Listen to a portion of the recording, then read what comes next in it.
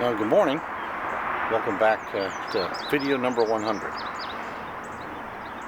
This morning we're here at DVO Park, a place I've been once before back January, February.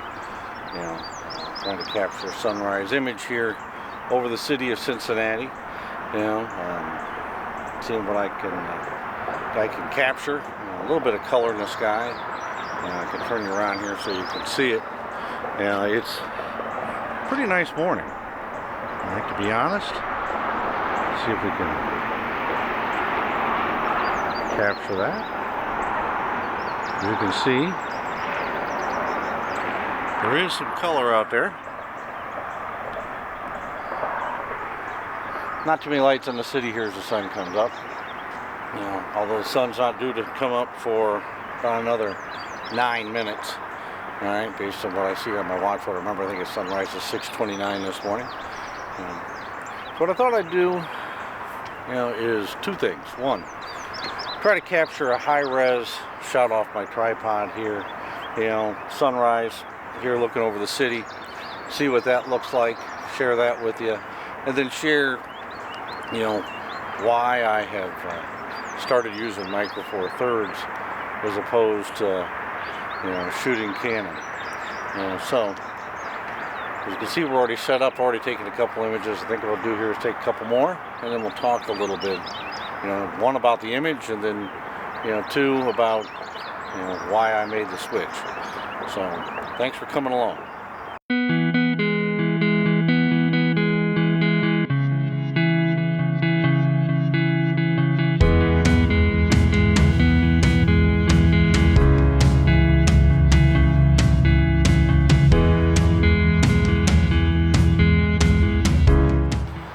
So, taking a high-res shot, there are two ways to do it.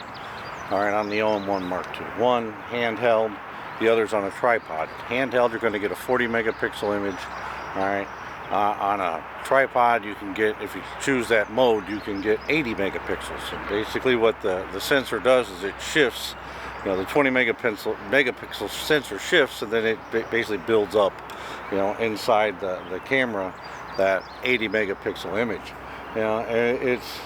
It's a neat feature. There's only certain times to use it. All right, when you're kind of like this, so there's not really a lot of movement or anything in front of you. The wind's not really blowing, so the trees really aren't moving. This is a good opportunity to use it.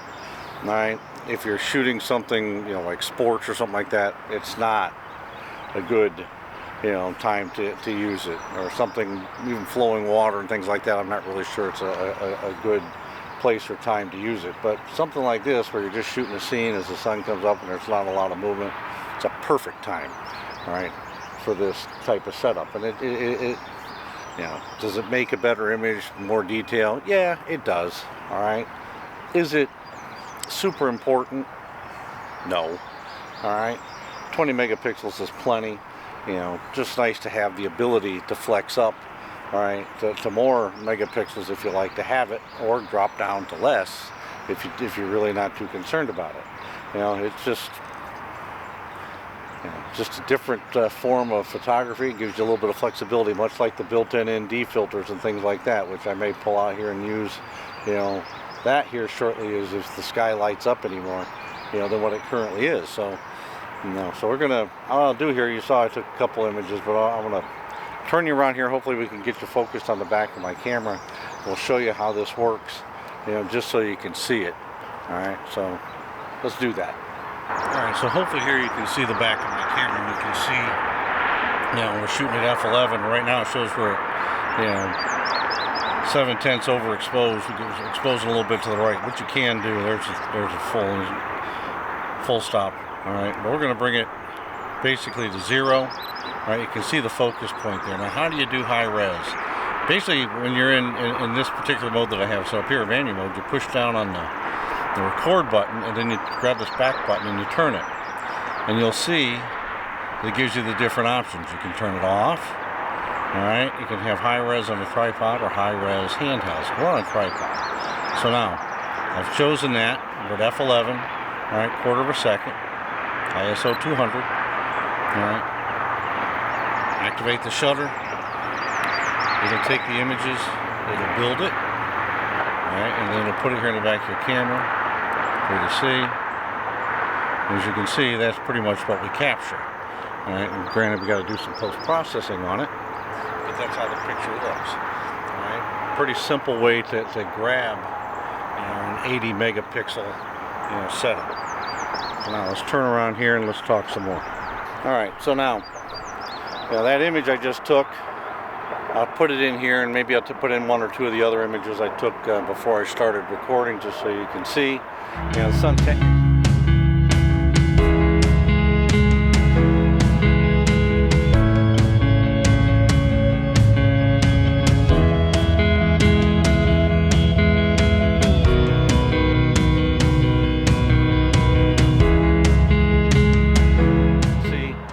the sun technically isn't up yet. We're about a minute away from it. Just can't really see it yet, but you know, doesn't matter. As it comes up, it may take a couple more images. But let's talk about why I switched, all right, from Canon to OM Systems and Micro Four Thirds. First and foremost, I had no issues, all right, with my Canon, you know, R5. Loved it. Great camera. Love my lenses. As a matter of fact, I really believe my RF 70-200 2.8 was probably the best lens I've ever seen, or best lens I've ever used. All right, my RF 15-35, best wide-angle lens I've ever used. And do I believe those lenses are better than what I'm currently shooting with? Yes, I do. All right, for what they were. All right. So again, if I say those kind of things, why would I want to switch? Was it because I only had 45 megapixels and I wanted to be able to shoot 80? No. All right, not really. You know, a couple things really. What it comes down to is really just, I'm going to call it two things. One, I've said that in several videos. I just wasn't, you know, happy with the Canon path, you know, for, let's call it consumer, you know, long lenses, zoom lenses and prime lenses. And you know, the cost was a little high, but shooting at f8, 7.1, or you know, f9 or f11, you know, for the type of shooting that I like to do, kind of like this morning, it just doesn't really work very well. You know, and so the only way I could get there was either go back to older technology and older lenses, you know, or, you know, go after a big, you know, $13,000, $14,000 lens, which I didn't want to do, because it's not like I need it all the time. It's just something that I like to have the ability to do. You know, it just wasn't there. So that really got on me and really irritated me many, many times over. All right, because they wouldn't bring in any third-party, you know, lenses, and it just frustrated me, because it was something I wanted to be able to do, and I didn't feel like I could. All right. The other reason was I just wasn't enjoying the R5 as much as I enjoy shooting this. I mean, you guys saw I did a video where I tested this, and hey, the sun's starting to come up. Turn around here so you can see it. It's kind of neat. Let's see if we can turn that around. And hopefully you can see that off in the distance. Hopefully. Don't know if you can or not. But, you know, it's starting to come up over there on the horizon. A much different spot than the last time I was up here, which is way off to the right. So in the summertime, obviously, the sun moves farther north. But interesting sunrise here. Matter of fact, I may stop and take an image of that just because I like it. Let's see if we can do that. Capture that while I'm sitting here and we're talking. Can I capture that? Probably. Probably not the way I want it, but still going to do it high res. You know, we're up here on basically on an overlook at DVO Park, overlooking the city, and it's, you know, I really like the way that sun looks.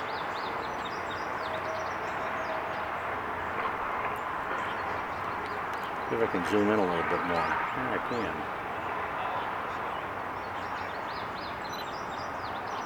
Let's try that. Bring it down a little bit. Love that light and color. That's really nice.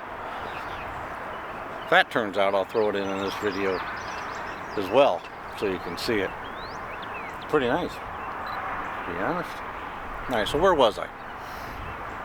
Yeah, I wasn't enjoying shooting the Canon R5. It's just the weight, the size, the bulk, not being able to get some of the lenses that I really wanted just was frustrating me, you know. And you saw I got an opportunity to try this in a previous video, you know, and I really just enjoyed the fact I had all these things I could do with it. Now, 9 times out of 10 I can't remember, you know, to use.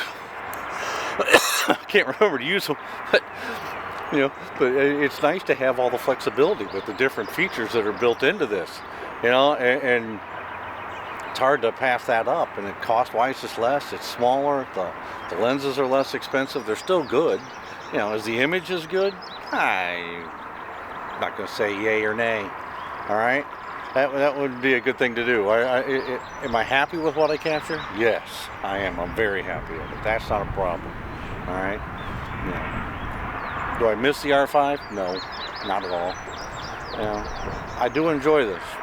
You know, and I encourage anybody who's on the fence or, you know, thinking that, you know, well, you got to have full frame, you got to have, you know, big names, you know, mass market, you know, Nikon or Canon or whatever, Sony.